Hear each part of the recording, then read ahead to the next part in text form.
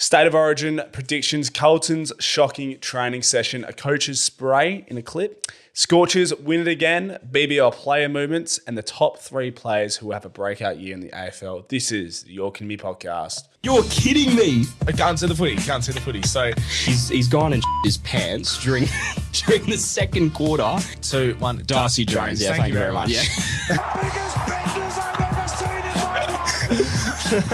Charlie Cripps, you're an idiot. You're an idiot. Actually, it gets me excited. As a Freo fan, it gets me excited. It gets you up and about. It's literally a "you're kidding me" moment. Well, episode 16 of the Your Kidding Me podcast. My name is Ryan, and with my co-host Tony. How you doing, Tony? Hey, mate. Yeah, pretty good. We're back. Obviously, second episode of 2026.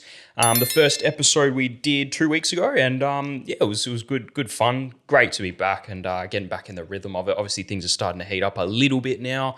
Some more footy to talk about, kind of, but just overall, there's a lot of sports stuff that we're going to cover in today's episode, especially. Definitely, mate. A lot of things have happened in the last 2 weeks with BBL. As what Tony said, footy, and then also the BBL player movements as well, which will be happening. Is actually in the trade period now. It's a 10-day window. I'm not sure if you know. I did not know that, but I'm sure. But I like the shirt, Tony, the representing the Your Kidding Me Timu shirt. Yeah. Timu, yeah. So you got these made. There's also a hat behind you. I think it's in frame. Mm-hmm. So thanks for this, mate. I quite like this. I thought I'd wear it for the episode. But also, I brought a shirt. It's sitting behind me. I was lucky enough to scroll on TikTok and saw Kate Harris, who's actually married to Marcus Harris, who's an ex-Australian cricketer. He was an opener. He's also a first-class player for Victoria. At the minute, he's got like 30 hundreds for Victoria. A very, very decorated first-class average for Victoria.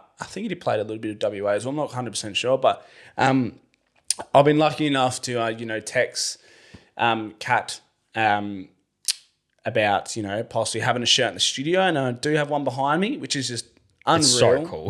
It's actually really cool.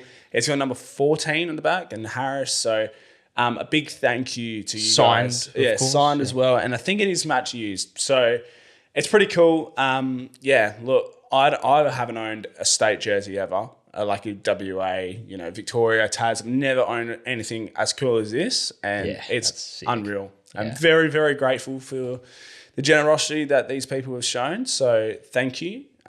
Yes, if you want anything hanged up in the studio, just reach out. A big thank you. And it's just crazy. Like every time I walk into the studio, whether I'm setting up or we're recording, we've got quite the collection going on now. Like we've got limited edition stuff, and it's all thanks to you guys. None of it's possible without you. So it is really cool to have all this stuff, and hopefully it makes the viewing experience nice as well. Better than the other studio. Definitely. But hey, we'll never forget those times. It won't be. It was a very good studio, though. Yes, it was. We'll start on to part 1 of our segments is the State of Origin predictions. Yeah. So obviously Valentine's Day clash. Yes, soon. Next weekend, WA very soon. Victoria. What do we think? What do we think? Who's going to win? Straight off the bat, no beating around the bush. WA win, 40 points. And I reckon, home advantage. We got the crowd. I reckon we'll have more fire. For some reason, I have a feeling we'll want it more than Victoria. I think the way we're going to approach it is like we actually want to win this, where Victoria just going to be like, whatever. And we're going to win 40 points. Yeah, fair enough. I think I'm going to go in WA's consensus as well. I'm going to go a bit of a close one. I think 25 points. It'll be a good smash out though. Best on ground, who are you picking? Oh, geez. I reckon... I'm going to go Bontempelli. Yeah. But then again, if we're talking WA, I don't really know. Who would you pick from WA? Probably. I don't reckon Cripps will get it. Nah, back Cripps. Really? Best on? I actually haven't really seen the team, to be honest. But, yeah. Neither have I. Nah, actually, you know what? We know what we're talking about. Luke Jackson. Of course. Definitely. Yeah, I mean, it's not a bad shout. I can see it happening. Yeah. Luke Jackson, I reckon. I think Brayshaw's playing, maybe Brayshaw. Or maybe Caleb's. Sorry, just any Freo player. Yeah. So if you're a Freo player, you're going to Jordan Clark as well. He's playing. Mate, I don't think you'll get best on. Nah, you don't know. Well, you just don't know. Yeah, no, that's to be true. honest. That's true. yeah. Are you going to the game? No, I'm not. Okay. Yeah, it's sold out. I missed out. I'm pretty annoyed about that. I really wanted to go. I don't really care. You got the jersey. In the last episode, you showed I it. got the jersey. I'm not going to the game. Makes sense. Makes sense. But it's a pretty cool jersey. Yeah. Well, it'll be good, though. Fingers crossed. I hope so. Hopefully they do this a little bit more often. State Origin's really cool. I think also the Aboriginal game versus Fremantle or West Coast is a really good idea as well. I think they should keep on doing that as well. Yeah. Obviously, this has replaced that this year. Yeah, so I reckon it should be a switch every year. Yeah. And yeah. I agree with that. That's pretty cool. Yeah, it's a good idea. Yeah. Well, we'll move on to some more footy stuff. Couple of clips. Oh, mate, this is just shocking what I'm about to play. Anyone that listens that is a Carlton supporter, I feel for you. I really do. And I know I'm an Eagles supporter, but like when I saw this video, I know it's just a training drill. Some of you might know what I'm talking about. Geez, it's concerning. And there is a bit of a voiceover, so we'll give it a listen as well. But we're going to go ahead and play this.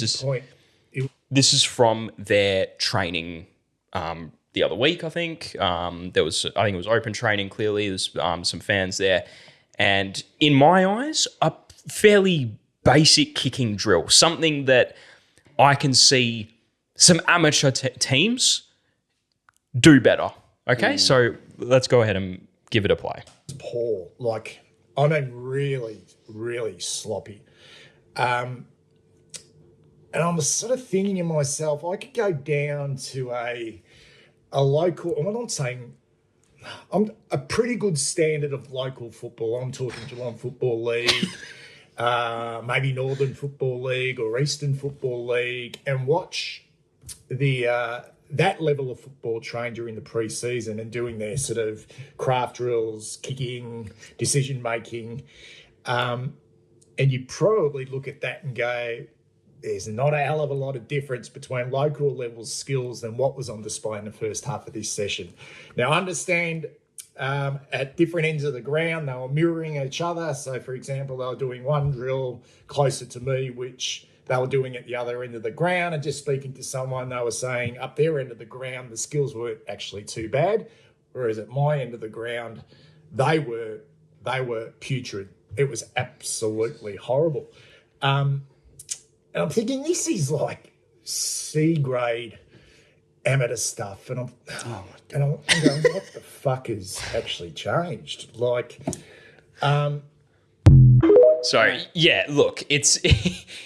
He's obviously, so whoever's gone and done that video, he's obviously a Carlton supporter, and he's not happy. He's not happy, and it's just like, mate, out on the fools. Like, balls should not be hitting the deck. Yeah, it's also, I think it's not bad if it goes like short to you. I think as you obviously played footy at a very low level. Thanks, mate. But I feel like if you kick the ball, you want to be shorter than over the top of the head. But it looks like 90% of the balls were over the top of the head. Yeah. So that's the first thing. They're either one going over the head, so that's easily getting intercepted in an AFL game. But the second thing is there's some that are hitting the deck, falling, across the ground when these are 15, 20 meter hit ups. Like you have to hit these in an AFL level. I understand it's pre-season, it's whatever, but like from what Carlton dished up last season and seeing this now, this is how they've responded to that. And this is how they're starting off their year. I know it's only a 1 minute clip, but geez, it's not looking good. It's not. It's really not. Where do you think Carlton finish this year? Because I'll tell you right now, bottom 4. I think bottom 4. 6. Okay. I think bottom 6. I think It's still pretty poor. Yeah. That's still probably more realistic, but I'm obviously I feel very strongly on them not being a good team. Yeah. So. No, I agree. Going on a little bit more football. Obviously, it is actually not in a run, so I just thought of this. Tom Mitchell retires. Yes. Which is a little bit heartbreaking as as an AFL fan. I feel like he was an absolute ball magnet Like, we put out these things, 3 clubs, 270 games, and a Brownlow medal in 2018. Yes. Wow, what a player. Handball, loves the handball, Tom Mitchell, but an awesome player. Look, he's retired / pushed out the door, which is very unfortunate. I think he probably still has a little bit to give. I think maybe 1 or 2 years. I wouldn't actually mind if, Eagles got him up. He's from WA. Yeah. So that would have been cool. I think you kind of need a little bit of leadership. But again, does his body hold up? Probably not. Yeah, So, I mean, you look back to it, his Brownlow year, and then I think it was the year after that, 2019, when he broke his leg. Yeah. So, you think like, what if he didn't break his leg? Because, I mean, he was even saying himself that looked like it was career ending at the time, like it was really bad. And it took him 6 months just to start walking properly again. So to go through that, and then obviously, his time at Collingwood. Yeah, and then winning the flag as well, which Yeah. is, awesome to see, especially an old player. But yeah, look, happy retirement, Titch. Yeah, and also he's going strong with Ball Magnets, the podcast. Love listening to them. And so it's going to be good. Now, we have a bit of a coach's spray. Now, Another clip. this is probably like my favorite thing to do on this podcast is react to stuff. We listened to a coach's spray earlier last year around when we started this podcast, and man, it was funny. Again, this is probably a fairly popular one, I would say, but we have to play it because it's just so good. How we get 33 points up and then we come in about 20 minutes later, 17 points down. I'll tell you what it is. It's mental fucking weakness! Weakest fucking piece! Start to go one-handed! Chase wouldn't chase when it's your turn to chase! Shut our mouths! Mental weakness! No ability!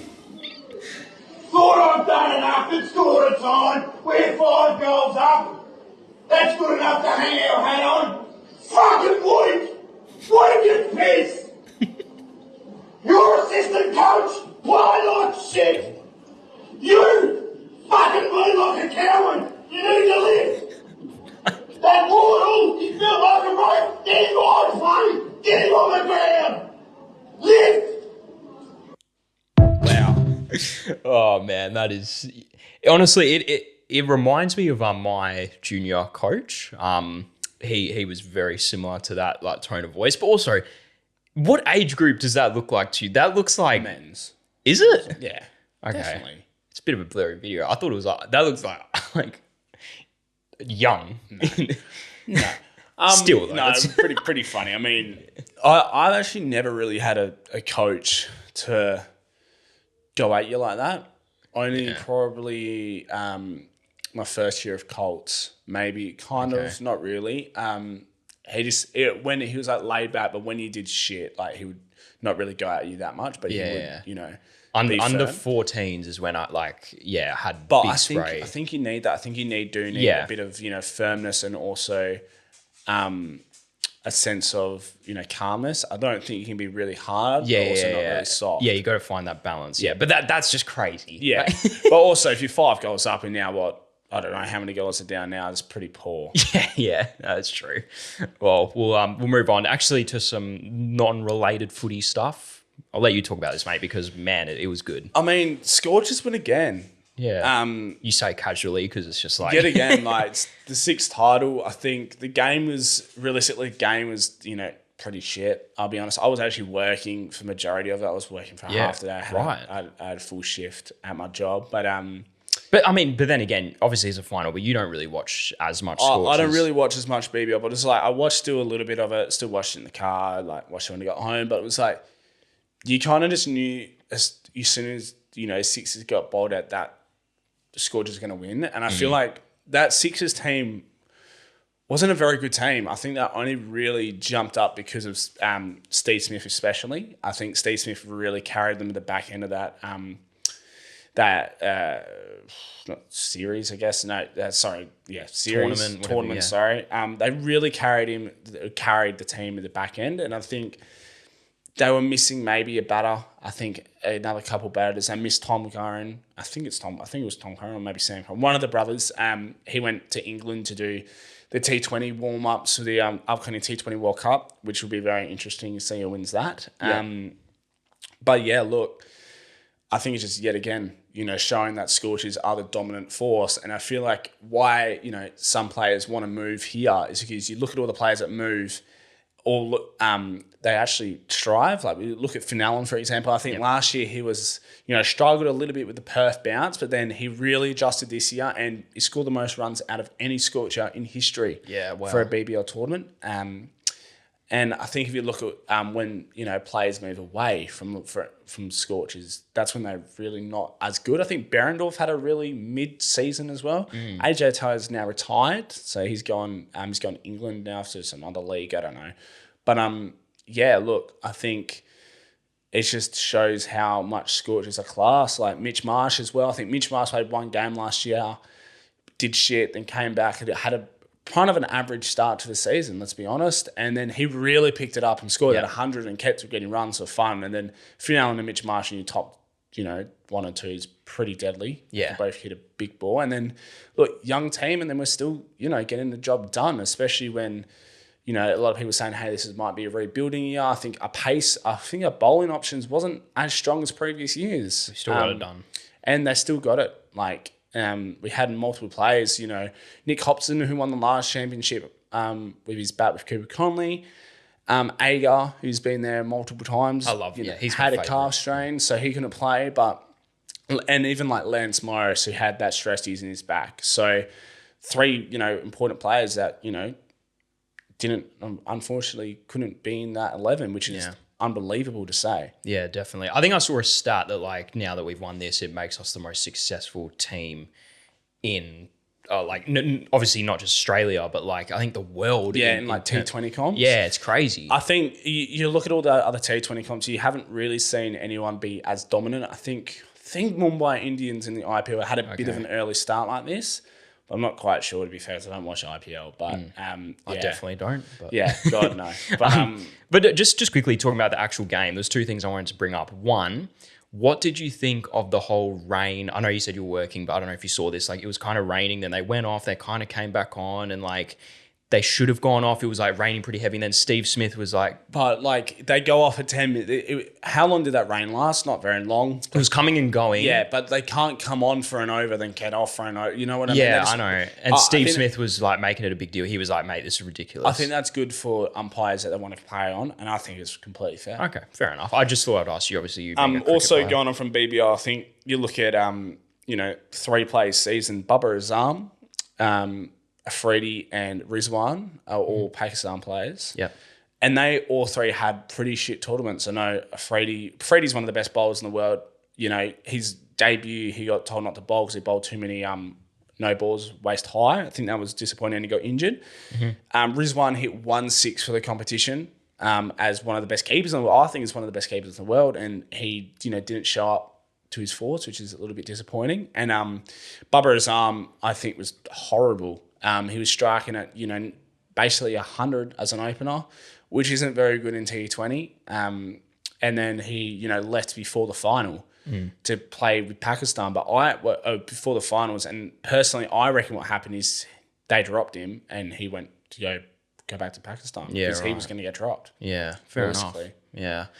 Yeah, it's interesting. I mean, obviously you know more about, these players than I do, but just going back to the actual final game, did you see that catch? I can't remember who. The Sixers guy. Ridiculous. That was crazy. It was a very good catch. It was probably catch of the summer. Yeah, that was insane. But obviously with the end of the BBL season, there's also player trades and please tell me because you know what's going on. Player movements.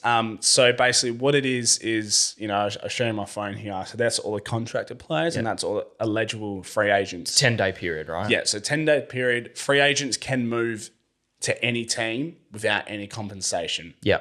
So, obviously it's not like AFL where sometimes you have to give away draft picks. There's no compensation here.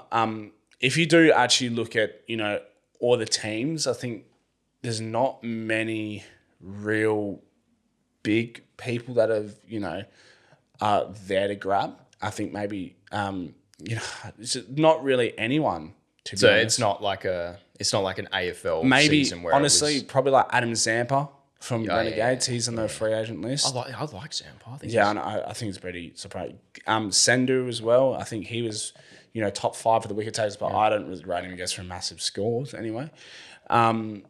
If we look at, again, Stars got really no one. But then Scorchers, I think you do look at Nick Hobson. I think Hobson obviously won with that. I think he would be amazing anywhere else. And I would really like to see him explore his opportunities and go somewhere else. But the really big name is Josh Inglis. Yeah. He's on that free agent list, which is How old is he now? just probably 30-ish. Okay, yeah. But I think maybe even Nick Madison. I think Nick Madison as well came back from the ACL. I was there in that game 2 years ago. Horrible injury. I heard him scream. Wow. So, I think Nick Madison, Josh Inglis, and Nick Hobson are the 3 main targets for other teams. I think Inglis is a very surprising one. I feel like Perth Scorchers may let him go because I feel like maybe with the Australian squad, they feel like he's going to keep on playing in that squad and they don't really want to keep him on this list. But I think we should have signed him, and we actually can't sign him now until that 10-day period's done. But, I wouldn't mind to see, him go, to be honest. Again, it will be disappointing, but also, man, look at our team. Yeah, true. So do you see Scorchers maintaining this, going into? I mean, if you think of it, if we retain Finalen, that's the only thing. Finalen might not, might get an IPL contract, or he might, not want to play BBL again. But it seems like he does. I think we'll be very dominant again next year. It's hard to not pick Scorchers again. Yeah, I think it would. Yeah, and honestly, me not being a massive cricket fan, I thought Big Bash was good fun. I watched a few games this tournament. I watched the final and I really enjoyed it. I was like, this is sick. I'm not the biggest fan of Test cricket, but obviously that's aimed more towards, your casual fan like myself who doesn't really know too much what's going on. I just want to see big hits and and just I'd rather just slaving away, mate. Fair enough. Yeah, it's more technical. Blocking and trying to, No run. When I play cricket, I'd rather a long format just because I just like, problem solving the batsman out, trying to find ways to get him. As a player, I can see why that would. Yeah, you'd prefer that. I just think that's in general, especially as a bowler. Fair enough. Yeah. Oh, all right. Well, mate, man, I'm pretty excited for this next segment because this is something that we can talk about going into the season. I'm really interested to hear your list because I've said my list to a few people before we recorded this, and they were like, "That's a shocking list." Which, I mean, geez, I get all the time in the comments, but hey, that's right. It's my list, so I don't care. So, do you want me to start with? So this is the top 3 players who we think will have a breakout year in the AFL for 2026. You've gone and done 2 honorable mentions. Yeah, kind of. So I haven't really got in in a list. Okay, so you've just done 5 because you've done a top 5 and I've done a top 3. So we'll go ahead and do my list. So we'll start with number 3. Josh Smiley. This guy has been forgotten about. He's been forgotten about. He's yet to debut, by the way. I'm pretty sure, actually, that was Freya's pick. We got Shea Bolton from Josh Smiley. So yeah, you did. Well, because Eagles could have picked him. We obviously went with Reed instead. But because he went number 2 or 3 or something actually, like that. No, it wasn't. No, sorry. I don't think, maybe you didn't. But it wasn't in the second one. So he, I think people, because he's obviously yet to debut, people have forgotten the caliber of player that he showed prior to the AFL. Didn't he get? I'm pretty sure he maybe got injured as well. Yeah, so he's had injury problems. Yeah. So he did a hammy, I think, groin potentially, and obviously with Richmond's young core, he fits right in. So breakout year. Watch this space. By the way, all my 3 have something in common, which we'll talk about in the end. Number 2, Jai Cully. Yes. Yeah. So I agree. Obviously, as an Eagles fan, we did get rid of him, but I saw some clips. He looks like an absolute bull. Yeah, he looks really good in the off-season or pre-season training. That's a good pick from me. But not even that. I saw some clips the other day, and he looks good, but also just glimpses of what we saw at the end of last year when he did start playing games. So then, he kicked 4 goals against us, which isn't hard, but he was playing well. Still got to kick 4. No, that's right. No, he looks good. And you always play better against your rival team, but he'll have a breakout year. Paddy Voss against Essendon with the chest out. Yeah, that was good. That was awesome. Yeah. Now, number 1, it is an Eagles player, of course, Job Shanahan. Thank you very much. he's put on size. He became our go-to guy when Oscar Allen got injured. Now that he's gone, obviously we've got Waterman coming back, but they can kind of try and balance it out between the two. It'll be interesting to see how that works. But the fact that he's put on size is only going to make him better, and I'm just really excited to see him. So, honestly, I like your list. I think Job you. Shanahan is actually a very good footy player, and I think with him actually getting some help now with Waterman. I actually saw Waterman the other day. oh, where? Just that's some bakery. Say hello. No, Why not? he's actually very small. Yeah, no, he's not. He's probably that much taller than me. He's like 190 something centimeters, I think. Yeah. That much taller than me. Yeah. Yeah, no, he's actually very small. Yeah. And I think because his size makes him feel a little bit bigger, but I think Job Shanahan and him will be unreal. See, it's interesting. This is why I say it will be interesting to see how it works, is because when Oscar Allen came back, Waterman didn't do as well. But then whenever Oscar Allen was out, Waterman excelled. So will it be a similar thing? I hope not. I just hope they can find a way to balance it out. And obviously that all comes down to deliveries and our midfield as well. But yeah, we'll see. It's exciting. Maybe. Anyway, I'll go from my list. I think, I mean, some of mine are I think the first one I'll start with Dan Curtin. I think he's going to explode even further than last year. Obviously, he came second in Rising Star. I think, it's a no-brainer that he's going to explode even more. Yeah. He'll be good. He had a really good year, but just wasn't as good as Murphy Reid, in my opinion anyway. I think, Murphy Reid had a better year. But I think Dan Curtin looks like an absolute bull, and he's going to look very scary this year, definitely. Yeah, it's a good pick. I'm actually gone with two injured stars from last year. I think I'm going to go Jagger Smith and I'm going Sam Lawler. Yeah. I think those two are just we saw what Lawler, presented. Also got a number 4 jersey now. I was going to put Jagger Smith on. And Jagger Smith obviously had an ACL injury. And you know what? If you see in the past, I think ACL injuries, sometimes they're not, they're bad, yes, but also you spend so much time in the gym and so much time working on your body, it actually might not be that bad. Like Phil Thorpe, for example, obviously after that ACL, he really turned into an absolute demon. Now look at him now, one of the best forwards in the comp. Yeah. So it can be that, but also can be career ending. Yeah, but I also think with how much we've researched and learned from the past, managing ACL injuries have become a lot better. You've seen Ashcroft, look at him. Yeah, true. He did his ACL. So. And then same year, when he came back, won the Norm Smith. Yeah, exactly. Move on. I think we'll do my West Coast pick. So hang on, you have one West Coast player. I've got one West Coast player. Who do you reckon? It's not Job, is it? Nah. I don't know. Maybe Hoff, but that's not really a breakout. Tom McCarthy.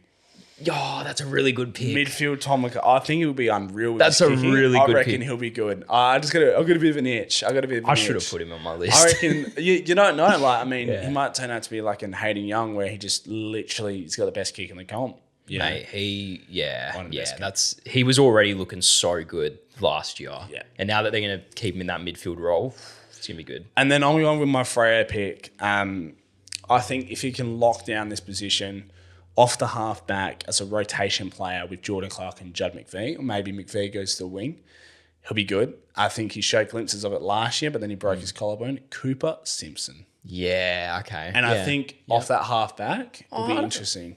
He did show awesome promise until he broke his collarbone and didn't get back in the team. And I was saying to my brother, I was like, man, I like this. I just had a bit of an itch. I don't know about breakout year. Nah, I've got a feeling he'll break out into the team. Because if you look at all the years before, Freo, there's always one or two players that come through the waffle system into that team. I mean, we look at Tracy, look at Carl Warner, look at Amos. All those players came through the waffle, eventually getting their spots in the AFL. They didn't start in the AFL. Yeah, okay, yeah, true. Interesting. I like that list. And I really like you put Tom McCarthy in there. I think that's a great pick. I wish I put him in there. But yeah, mate, I think... I do have another one, though, I reckon, as well. I've just thought about. I reckon Harley Reid's going to explode again. Yeah, I mean... And I think that's not really a breakout year. I think he's going to improve more. Yeah, so just on the breakout year term, what I've tried to do with my list is players... I've tried to go... Players that is a bit of unexpected breakout year where Bar's unexpected, but unexpected. Yeah. Two of them unexpected. Yeah, no. But in my opinion, Harley Reid is expected to have a breakout year. Yeah. I think he will. That's not really a hot take, but it's going to be so exciting, man. Man, Eagles are going to be good, man. No, bro, actually, It'll be interesting because Yo will be back. Dersman also in the midfield. there's so much to look forward to. Reid I'm could excited. be Def Tyler if he rucks. He probably won't ruck. Not straight away. Definitely not straight He'll probably away. play forward. Yeah. Yeah, they'll definitely plug him in the forward line, but man, it's geez. going to be good. No, don't. Seriously, we're gonna prove a lot of people. bro. Anyway, that wraps us up, mate. I will just say, just before we wrap up, something to look forward to this weekend, because I think this episode will be out either on the Friday or the Saturday. UFC this Sunday. If you guys watch on YouTube, you'll notice there's a lot of UFC stuff around the studio. Good friend Quillan Soukhild on the poster to my right. So he's fighting on the main card, which is really cool. We interviewed his coach, Ramel. If you want to listen to that, I'll link that down below. But yeah, really exciting weekend for MMA fans and UFC. It's in Sydney. So many Aussies fighting, and nothing is better than watching Aussies. I do agree, mate. Anyway, we'll love and leave you for this episode of You're Kidding Me. See you next time. See you later.